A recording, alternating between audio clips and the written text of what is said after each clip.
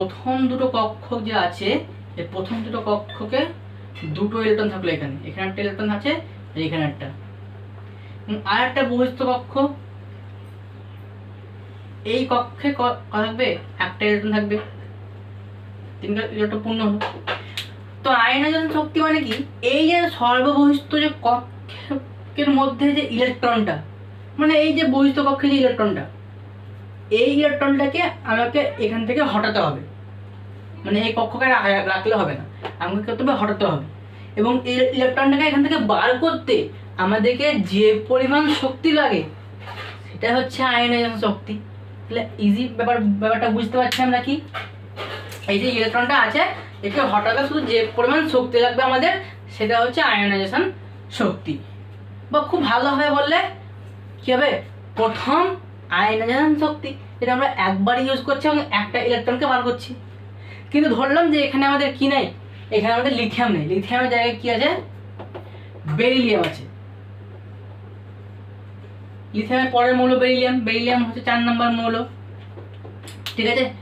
তো কি হয়, বেরিলিয়ামের ক্ষেত্রে এখানে আরেকটা ইলেকট্রন অ্যাড হবে, এখানে এখানে দিলাম ইলেকট্রনটা, তাহলে ওখানে দুটো ইলেকট্রন আছে, আমাকে দুটো ইলেকট্রনকে বার করতে হবে।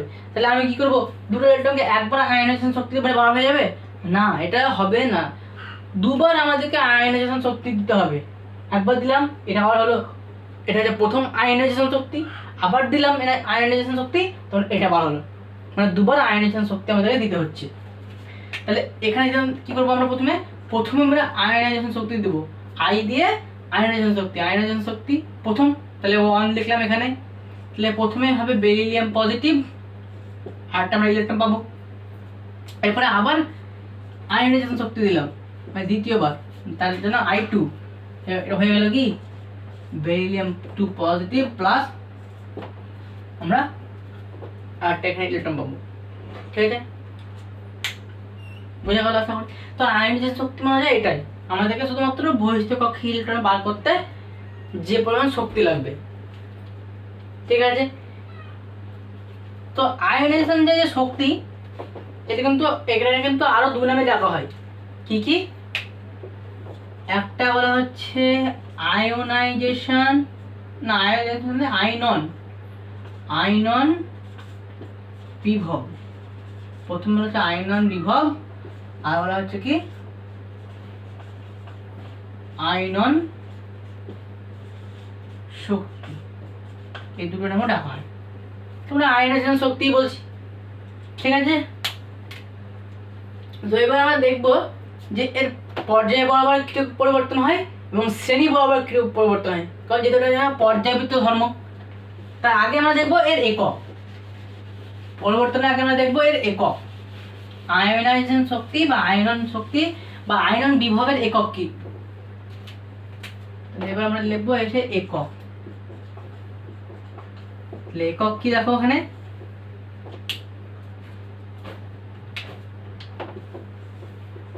কিলো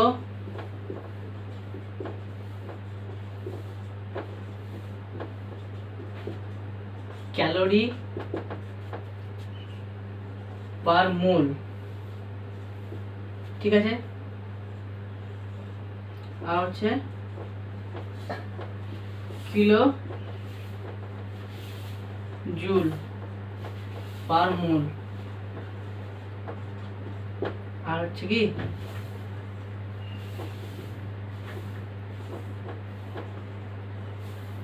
ইলেকট্রন ভোল্ট পার পরমাণু, ঠিক আছে। তো এই হচ্ছে আয়নাইজেশন শক্তির একক, কিলো ক্যালোরি পার মোল, কিলো জুল পার মোল এবং ইলেকট্রন ভোল্ট পার মোল, এই পরমাণু। এবার আমরা দেখবো যে পর্যায় বরাবর পরিবর্তন এবং শ্রেণী বরাবর পরিবর্তন কি হচ্ছে। দেখো আমরা আগের দিন কি বলেছিলাম যে যখন পর্যায় বরাবর আমরা বাম দিক থেকে ডান দিকে যাচ্ছি তখন কি হচ্ছে, পারমাণবিক যে ব্যাসার্ধ সেটা কমছে, কারণ কি পর্যায় বরাবর যখন আমরা বাম দিক থেকে ডান দিকে যাচ্ছি নতুন কক্ষক আসছে না। ওই ধরো প্রথম পর্যায় বরাবর যখন আমরা বাম দিক থেকে ডান দিকে যাচ্ছিলাম, তাহলে প্রথম পর্যায় মানে কি, ওই প্রথম পর্যায়ে যতগুলো মৌল থাকবে তাদের একটাই কক্ষক থাকবে, তাই তো। দ্বিতীয় পর্যায়ে যাচ্ছি মানে কি, দ্বিতীয় পর্যায়ে যতগুলো মৌল থাকবে তাহলে 2টো করে কক্ষ থাকবে, তৃতীয় পর্যায়ে থাকলে 3টে করে কক্ষ, চতুর্থ পর্যায়ে 4টে করে কক্ষ। মানে কক্ষকের সংখ্যা যখন সেম থাকছে, কিন্তু তার বলে কি কক্ষকের মধ্যে ইলেকট্রন সংখ্যা সেম থাকছে না। যখনই আমরা পর্যায় বাড়বো বামের থেকে ডান দিকে যাচ্ছি, কক্ষকের সংখ্যা বাড়ছে না, কিন্তু ওই কক্ষকের মধ্যে ইলেকট্রন বেশি করে প্রবেশ করছে। যখন ইলেকট্রন যখন বেশি করে প্রবেশ করছে, তখন নিউট্রন কি করছে, ওই যে নিউক্লিয়াস থাকছে, নিউক্লিয়াসে যে পজিটিভ যে একটা চার্জ, পজিটিভ যে একটা টান থাকে, সে কী করে ওই ইলেকট্রনগুলোকে নিজের দিকে টানছে। এবার যত বেশি টানবে তো কি ধীরে ধীরে ধীরে ওই পরমাণুটা ছোট হয়ে যাচ্ছে। তার জন্য আমরা দেখছিলাম কি পারমাণবিক ব্যাসার্ধ পর্যায় বরাবর বাম দিক থেকে ডান দিকে গেলে কমছিল, বা শ্রেণী বরাবর ঠিক উল্টো হচ্ছিল। শ্রেণী বরাবর যখন আমরা ওপর থেকে নিচে আসছি, তখন কী হচ্ছে, একটা করে নতুন কক্ষ অ্যাড হচ্ছে। যার ফলে কী হচ্ছে, কক্ষ যখন অ্যাড হচ্ছে, তখন পরমাণুটা ধীরে ধীরে আয়তন বাড়ছে। মানে নিউক্লিয়াস টানতে পারছে না, নিউক্লিয়াসের টানের বাইরে চলে যাচ্ছে ওই ইলেকট্রনগুলো। মানে কক্ষের মধ্যে ইলেকট্রনগুলোকে টানতে পারছে না নিউক্লিয়াস, তার ফলে ওদের আয়তন বা আকার যেটা থাকে সেটা ডিক্রিজ করে না, বা খুব ন্যূনতম ডিক্রিজ করে।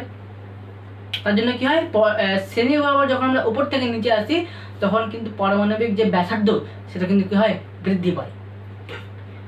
তো আশা করি লেখা হয়ে গেছে। আমরা পর্যায় বরাবর এবং শ্রেণী বরাবর আয়নাইজেশন শক্তির পরিবর্তন দেখবো। তার আমি পারমাণবিক ব্যাসার্ধর ওই কনসেপ্ট আবার বললাম, যেটা আমাদের বুঝতে সুবিধা হয়। এটা তো পর্যায় বরাবর পরিবর্তন দেখবো আমরা। পর্যায় বরাবর পরিবর্তন, পর্যায় বরাবর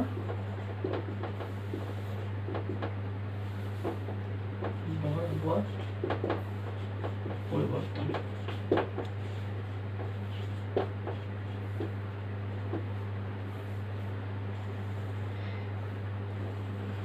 তাহলে যখন পর্যায় বরাবর এখন যাচ্ছি, পর্যায় বরাবর যখন আমরা বাম দিক থেকে ডান দিকে যাচ্ছি, এখানে লিখে দিই বাম টু ডান, তখন কি হচ্ছে, আমাদের যে পারমাণবিক ব্যাসার্ধ আমরা বলেছেন যে আর দিয়ে ডিনোট করতে হবে।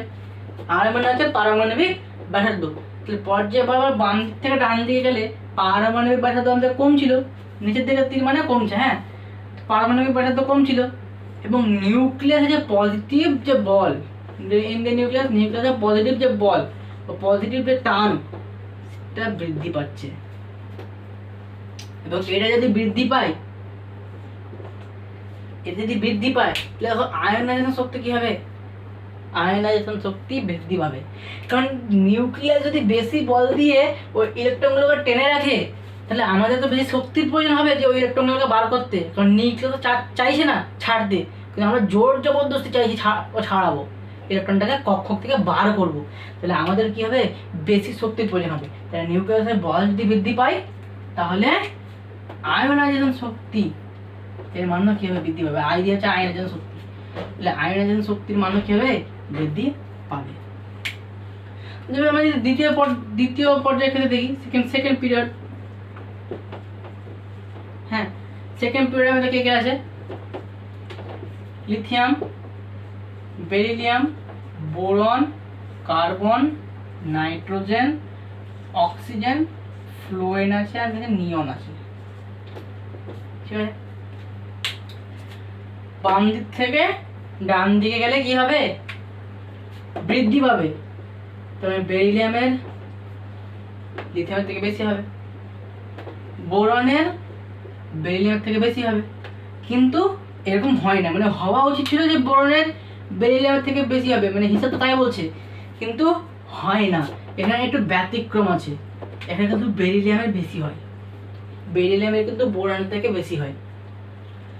এরপরে কোনো ব্যতিক্রম নেই, বোরনের থেকে কার্বনের বেশি হওয়া উচিত, তাই তো দেখছি আমরা। কার্বনের থেকে আমার নাইট্রোজেনের বেশি হবে, নাইট্রোজেনের কিন্তু আর কি হয়, অক্সিজেনের থেকে কিন্তু কম হয় না, বেশি হয়ে যায়। মানে এরকম হওয়া উচিত ছিল,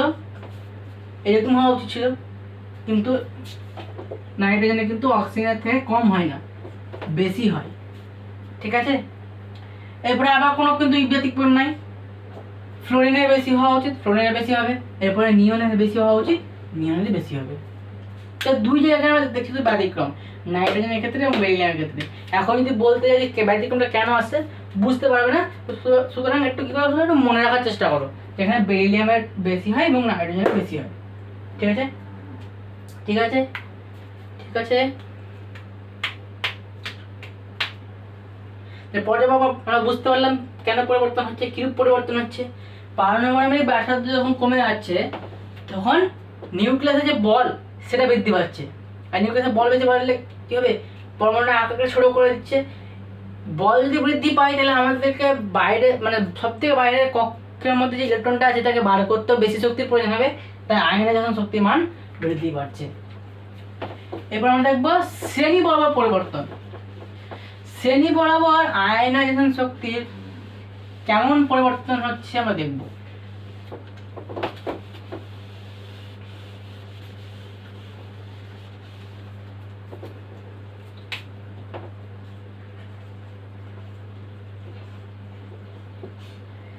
শ্রেণী বরাবর কেমন পরিবর্তন হবে আমরা দেখছিলাম। শ্রেণী বরাবর উপর থেকে নিচের দিকে নামলে পারমাণবিক ব্যাসার্ধ বৃদ্ধি পাচ্ছিল, আয়তন বৃদ্ধি পাচ্ছিল। তার ফলে কি ছিল, নিউক্লিয়াস কি ছিল বাইরের কক্ষের ইলেকট্রনটাকে টেনে ধরে রাখতে পারছিল না। তাহলে নিউক্লিয়াস যদি ধরে রাখতে না পারে তাহলে তো আমরা ইজিলি ওই ইলেকট্রনটাকে বার করতে পারবো, মানে আমার শক্তি কম লাগবে। ঠিক আছে, তার মানে শ্রেণী বরাবর উপর থেকে নিচে নামলে আমার যে পারমাণবিক ব্যাসার্ধ অর্থাৎ আর, পারমাণবিক ব্যাসার্ধ অর্থাৎ আর, এটা কি হচ্ছে, বৃদ্ধি পাচ্ছে। উপর দিকে তীর মানে বৃদ্ধি পাচ্ছে। আর যত বেশি আর বৃদ্ধি পাবে তো নিউক্লিয়াসের যে পজিটিভ যে বল, পজিটিভ বল এটা হচ্ছিল কমে যাচ্ছিল, যার ফলে আমরা পাচ্ছিলাম কি ওই ইলেকট্রনটাকে বার করতে পারছিলাম খুব সহজে, মানে খুব কম শক্তি দিয়ে আমরা ইলেকট্রন বার করতে পারছিলাম, মানে আমার আয়নাইজেশন শক্তির কি হবে, কম লাগবে। ঠিক আছে, যেমন আমরা যদি গ্রুপ অনেক ক্ষেত্রে যদি আমরা দেখি, গ্রুপ ওয়ানে আমার কে কে ছিল, ওই তো হ্যাঁ লিনা কে রব সে ফরিয়াদ। ঠিক আছে, হাইড্রোজেন লিখলাম, লিথিয়াম থেকে লিখছি, লি না কে রব সে ফরিয়াদ, রব সে ফরিয়াদ। ঠিক আছে, তার মানে উপর থেকে নিচের দিকে নামলে আয়নাইজেশন শক্তি কমছে, তার মানে লিথিয়ামের বেশি হবে, সোডিয়ামের থেকে সোডিয়ামের পটাশিয়ামের থেকে বেশি হবে, পটাশিয়ামের রুবিডিয়ামের থেকে বা পটাশিয়ামের বেশি হবে, সিজিয়ামের থেকে আবার রুবিডিয়ামের বেশি হবে, ফ্রান্সিয়ামের থেকে আবার সিজিয়ামের বেশি হবে, এরকম। ঠিক আছে, ফ্রান্সিয়াম তেজস্ক্রিয় মূল বলে একটু তেজস্ক্রিয় ধর্ম আছে বলে একে ধরে না। ঠিক আছে, সিজিয়াম পর্যন্ত ধরে। গ্রুপ 17 ক্ষেত্রে আমরা যদি দেখি তো কেমন হবে, তো প্রথমে ফ্যাকলা বাড়িয়ায় ফ্লোরিন, ক্লোরিন, ব্রোমিন আর কি আছে আয়োডিন। তো এই দিকে তাই তো হবে, উপর থেকে নিচে আসলে কমছে, তার মানে এরকম। ঠিক আছে, ঠিক আছে।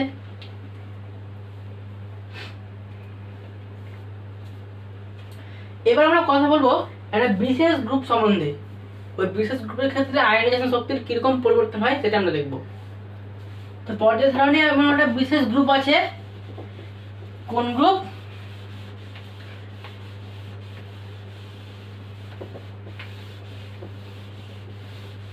গ্রুপ 18। এই যে গ্রুপ 18 এখানে থাকছে কারা, নিষ্ক্রিয় গ্যাস থাকছে, নিষ্ক্রিয় গ্যাস বা নোবেল গ্যাসগুলো থাকছে এখানে। তাহলে দেখো এরা নিষ্ক্রিয় হয়ে আছে, মানে কি কারোর সঙ্গে সহজে বিক্রিয়া করতে হয় না, কারণ বিক্রিয়া করলে বেকার ইলেকট্রন দিতে নিতে এরকম হবে। এরা অলরেডি স্টেবল হয়ে আছে, তো তাই এরা ইলেকট্রন দিতেও চায় না আবার নিতেও চায় না।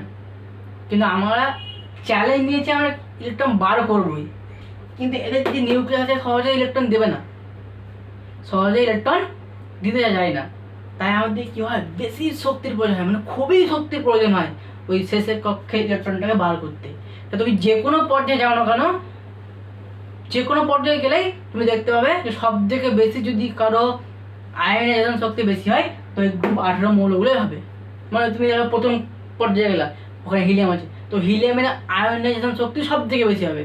দ্বিতীয় পর্যায়ে এরা নিয়ন আছে, নিয়নের আয়নাইজেশন শক্তি সব থেকে বেশি হবে, ঠিক আছে। তারপর তৃতীয় পর্যায়ে আছে আর্গন, আর্গনের আয়নাইজেশন শক্তি সব থেকে বেশি হবে। মানে তুমি যে কোনো পর্যায়ে যাও নিষ্ক্রিয় গ্যাসগুলির আয়নাইজেশন শক্তি সব থেকে বেশি হয়, কারণ ইলেকট্রন দিতেই চায় না, তাই বেশি শক্তি দিয়েই কী করতে হয়, এদের ইলেকট্রন বার করতে হয়, কারণ এটা খুবই স্টেবল হয়ে আছে।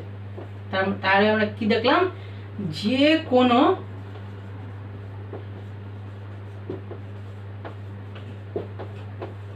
পিরিয়ডে এদের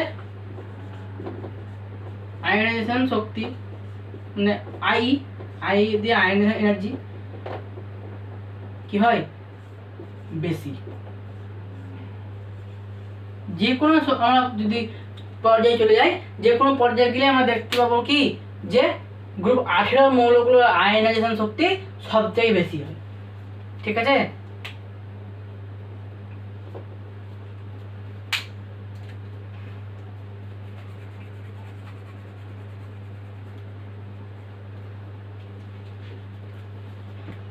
তাহলে আমাদের হিসাব আবার কি হলো, হিসাব আমরা দেখলাম যে হিলিয়ামের যে আয়নাইজেশন শক্তি, হিলিয়ামের আয়নাইজেশন শক্তি হচ্ছে সব থেকে বেশি, কারণ এটি প্রথম পর্যায়ে একদম শেষ গ্রুপের মৌল, একদম 18 সর্বোচ্চ, এর আয়নাইজেশন শক্তি হচ্ছে সর্বোচ্চ। আর সিজিএম গ্রুপ 1 এর যে সিজিএম, এই সিজিএমের আয়নাইজেশন এনার্জি কি হবে, সর্বনিম্ন, মানে সব থেকে কম হচ্ছে সিজিএম এর। তো এই দুটো কোশ্চেন কিন্তু খুবই ভালোভাবে মনে রাখতে হবে, কারণ এটা দিয়ে দেয় এই সিজিএম এর আয়নাইজেশন শক্তি, মানে বলবে যে সব থেকে বেশি আয়নাইজেশন শক্তি কার, হিলিয়ামের। সব থেকে কম বা সর্বনিম্ন আয়নাইজেশন শক্তি হচ্ছে কার, সিজিএম এর। এই কোশ্চেনগুলো দিয়ে দেয়। আর গ্রুপ 18 ক্ষেত্রে বললাম এটা খুবই স্টেবল, এরা ইলেকট্রন সহজে দিতে চায় না, বিক্রিয়া তো কারোর সঙ্গে করে না যে বেকার ইলেকট্রন দেওয়া নেওয়া করতে হবে, তাই আমাদেরকে বেশি শক্তি দিয়ে এদের বহিস্থ কক্ষে ইলেকট্রনকে বার করতে হয়। যে কোনো পর্যায়ে আমরা যদি যাই তাহলে দেখতে পাবো কি, যে গ্রুপ 18 মৌলগুলোর আয়নাইজেশন শক্তি সব থেকে কি হবে, বেশি হবে। তো আজকের ক্লাস থাকছে এই পর্যন্তই। খুবই ভালোভাবে পড়তে হবে এই আয়নাইজেশন শক্তিটা, ঠিক আছে। কারণ এটা তোমার থেকে এখনই শেষ নয়, 11-12 তোমার যখন উঠবে তখনও দেখবে যে এই আয়নাইজেশন শক্তি কিন্তু পিছু ছাড়েনি, তখনও কিন্তু লাগবে। আর তখন তোমরা এই বিষয়গুলো আরও ডিপলি জানবে। ওই যে বেরিলিয়ামের আয়নাইজেশন শক্তি কেন ওদের দুজনের থেকে বেশি হচ্ছে, মানে লিথিয়ামের থেকেও বেশি বা বোরনের থেকেও বেশি কেন হচ্ছে, ওদিকে আবার নাইট্রোজেনের তাই হচ্ছে, অক্সিজেনের থেকেও বেশি হচ্ছে কেন হচ্ছে, কার্বনের থেকেও বেশি হচ্ছে কেন হচ্ছে, ঠিক আছে। এগুলো তোমরা জানবে। তো আজকের ক্লাস হচ্ছে এই পর্যন্তই। আশা করি আজকের ক্লাস ভালো লাগলো, তোমরা বুঝতে পারলে, এবং আমাদের চ্যানেলের 100টা সাবস্ক্রাইবার পূর্ণ হয়েছে। আশা করি পরবর্তীকালে আমরা আরও অনেক ফ্যামিলি বানাবো। তোমাদের বন্ধুদের মধ্যে ক্লাসগুলোকে শেয়ার করো, যাতে তারাও ক্লাসগুলো দেখতে পায়, হ্যাঁ, তারা যদি কিছু শিখতে পারে আমাদের ক্লাস থেকে, ঠিক আছে। তো আজকের ক্লাস এই পর্যন্তই। তোমরা অনেক সাহায্য করছো, ক্লাসের সঙ্গে যুক্ত থাকার জন্য অনেক অনেক থ্যাংক ইউ। তো আজকের ক্লাস এই পর্যন্তই, দেখা হচ্ছে আবার পরের ক্লাস, এবং আমরা পরের লেকচারে কী নিয়ে আলোচনা করবো, তড়িৎ ঋণাত্মকতা, ঠিক আছে। আজকের ক্লাস এ পর্যন্তই।